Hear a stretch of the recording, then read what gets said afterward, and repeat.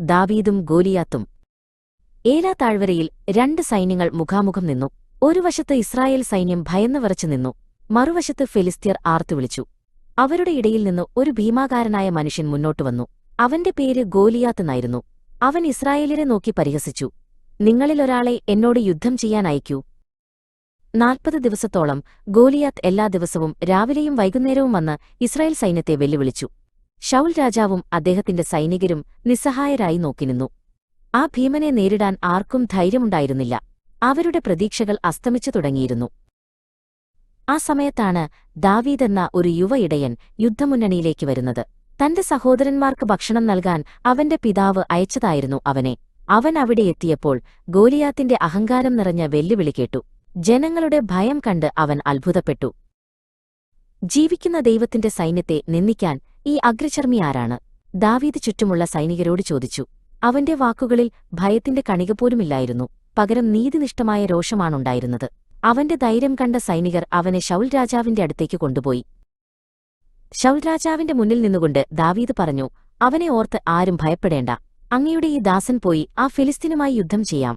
ശൗൽ രാജാവ് അവനെ നോക്കി പറഞ്ഞു, നീ വെറുമൊരു ബാലനാണ്, അവനാകട്ടെ ചെറുപ്പം മുതലേ ഒരു യോദ്ധാവും.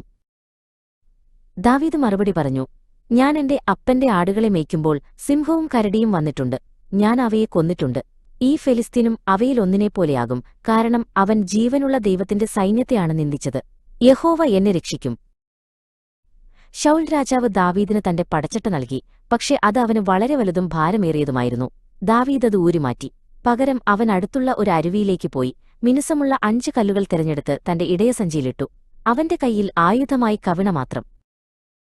ദാവീദ് ഗോലിയാത്തിനെ നേരിടാൻ താഴ്വരയിലേക്ക് നടന്നു. അവനെ കണ്ടപ്പോൾ ഗോലിയാത്ത് പരിഹസിച്ചു, നീ വടിയുമായി എന്റെ നേരെ വരാൻ ഞാനൊരു പട്ടിയാണോ? ദാവീദ് ഉറക്കെ വിളിച്ചു പറഞ്ഞു, നീ വാളും കുന്തവുമായി എന്റെ നേരെ വരുന്നു.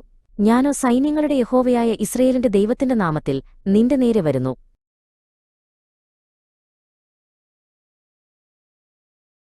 ഗോലിയാത്ത് മുന്നോട്ടു വന്നപ്പോൾ ദാവീദ് ഓടിച്ചെന്ന് തന്റെ സഞ്ചിയിൽ നിന്ന് ഒരു കല്ലെടുത്ത് കവണയിൽ വെച്ചു.